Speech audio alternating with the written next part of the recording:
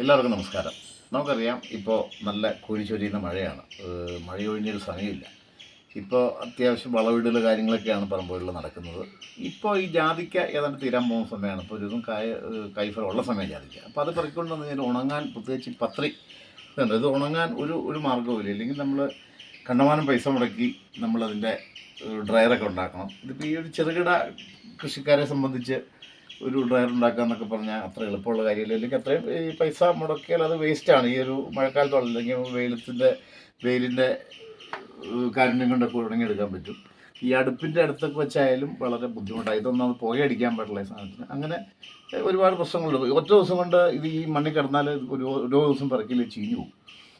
ഒറ്റ ദിവസം കൊണ്ട് ഇത് മണ്ണിൽ കിടന്ന് അഴുകിപ്പോകുന്നൊരു വസ്തുവാണ് ഈ ജാതിപത്രി. അപ്പോൾ ഇതാണ് ഇതിൻ്റെ പ്രധാനപ്പെട്ട വിലയുള്ളൊരു സാധനം. അപ്പോൾ ഇത് സംരക്ഷിക്കാൻ ഞാൻ നോക്കിയിട്ട് വളരെ എളുപ്പത്തിൽ വലിയ പൈസ മുടക്കൊന്നും ഇല്ലാതെ ഞാനൊരു സംവിധാനം ഇപ്പോൾ നിങ്ങളെ കാണിച്ചു തരാം. വലിയ പൈസ മുടക്കില്ലെന്ന് പറഞ്ഞാൽ നമ്മളൊരു ബൾബും അത്യാവശ്യം നമ്മുടെ വേസ്റ്റ് കുറച്ച് സാധനങ്ങളുണ്ടെങ്കിൽ ഇത് പെട്ടെന്ന് വളരെ നിസ്സാരമായിട്ട് ഉണങ്ങിയെടുക്കാൻ പറ്റിയൊരു വസ്തുവാണ് ഈ ജാതിപത്രി. അത് അതിൻ്റെ സംവിധാനം ഞാനിപ്പോൾ കാണിച്ചു തരാം.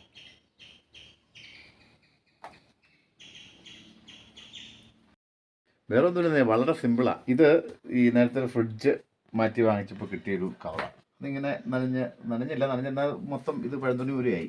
ആ സാധനത്തിനെ ഇച്ചിരി പൊക്കം കുറച്ചിട്ട് ഇതിനകത്തുള്ള തെർമോക്കോള് ഇതിനകത്ത് കൊണ്ട് വെച്ചിട്ടുണ്ട്. ഈ തെർമോക്കോള് ഇതിനകത്ത് വെച്ച് ഇതിങ്ങനെ അടച്ച് ഇതാക്കി എടുത്തു. ഞാനിപ്പോൾ ചെയ്യാൻ ഉദ്ദേശിക്കുന്നത് ഇതിനകത്ത് കായും കൂടെ കൂട്ടി ഉണങ്ങിയെടുക്കാനുള്ള ഒരു സംവിധാനമാണ്. അതിന് ഞാൻ പഴയൊരു ചെരുവം ഇങ്ങനെ എടുത്തു. അത് ഇതിനുള്ളിലേക്ക് ഇങ്ങനെ വെക്കുന്നു.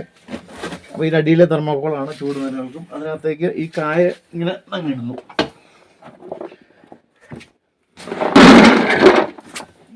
കായ് ഇങ്ങനെ ഇട്ടത് അതങ്ങനെ എന്തായാലും എവിടെയായാലും നനഞ്ഞ് കുളിച്ച് കിടക്കണം.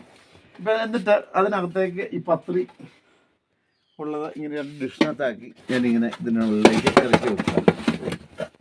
ഇനി എന്തെങ്കിലും ഒരു കമ്പ്, എനിക്കിപ്പോൾ ഇവിടെ പഴയ അലുമിനിയം ഫാബ്രിക്കേഷൻ്റെ ഒരു സാധനം പൊളിച്ചതിൻ്റെ ഒരു വേസ്റ്റ് ഒരു പൈപ്പ്, സ്ക്വയർ പൈപ്പ് ഇവിടെ കിടക്കുന്നുണ്ട്. അതുകൂടെ എടുക്കുന്നു.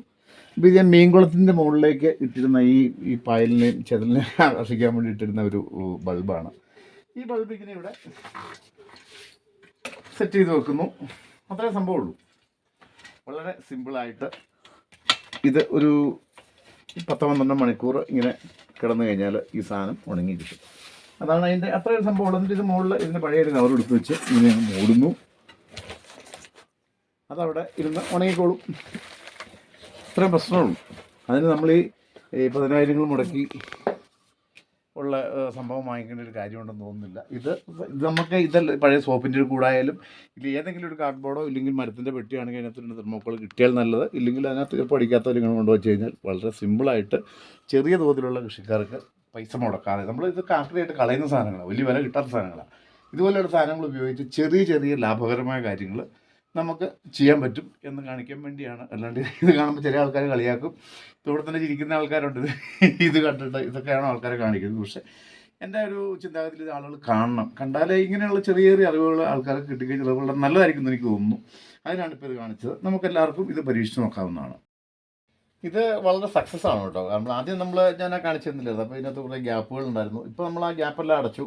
അതുപോലെ ഈ കായ ഉണങ്ങാൻ അത്ര വലിയൊരു ആവശ്യത്തിന് ചൂട് ഇതിനകത്ത് കിട്ടുന്നില്ല. പത്രി നല്ല രീതിയിൽ ഉണങ്ങി കിട്ടും. ഒരു രാത്രിയിൽ നമ്മളെല്ലാം ഇതിനകത്തേക്ക് വെച്ച് കഴിഞ്ഞാൽ രാവിലെ ആകുമ്പോഴത്തേക്കും ഞാനിപ്പോൾ അത് കഴിഞ്ഞിട്ട് അതിൻ്റെ ഒരു വ്യത്യാസം പറ്റിയത് ആദ്യത്തെ ഇച്ചിരി വാൾട്ട് കുറഞ്ഞ ബൾബായിരുന്നു. ഇപ്പോൾ ഒരു 100-ൻ്റെ ബൾബ് ഇട്ടേക്കുന്നു. നല്ല രീതിയിൽ തന്നെ അത് ഉണങ്ങി കിട്ടും എന്നുള്ളതാണ്.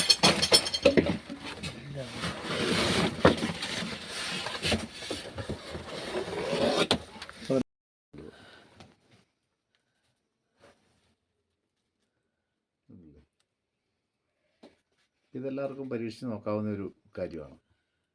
ഉറപ്പായിട്ടും പരീക്ഷിക്കാം. നമുക്ക് ഇനിയിപ്പം ഈ മഴയാണെങ്കിൽ ഇത് തന്നെ വേണമെന്നില്ല. ഇപ്പം ഇതിൻ്റെ ഒരു ഗുണമെന്ന് വെച്ചാൽ ഈ വേപ്പറൈസേഷൻ നടക്കുമ്പോൾ ഇതിനകത്തേക്ക് പനിക്കാതിരിക്കും. നമ്മളിപ്പോൾ അലൂമിനിയത്തിൻ്റെയോ അല്ലെങ്കിൽ സ്റ്റീലിൻ്റെ ഒക്കെ പാത്രം വെച്ച് കഴിഞ്ഞാൽ, അങ്ങനെ മെറ്റൽ ആയിട്ട് വെച്ച് കഴിഞ്ഞാൽ ഇതിനകത്തുള്ള ഈ സൈഡിൽ കൂടെ ഒരു മഞ്ഞ് പിടിക്കുന്ന പോലെ ഇല്ലേ നീരാവി പിടിക്കുന്ന ഒരു സംവിധാനമുണ്ട്. അപ്പോൾ ഇതാകുമ്പോൾ ഈ കാർഡ്ബോർഡ് ആകുമ്പോൾ അങ്ങനെ ഒരു പ്രശ്നമില്ല. നല്ല ഡ്രൈ ആയിട്ട് കിട്ടും ഈ സാധനം, ഒട്ടും ദോഷമില്ലാതെ കിട്ടും.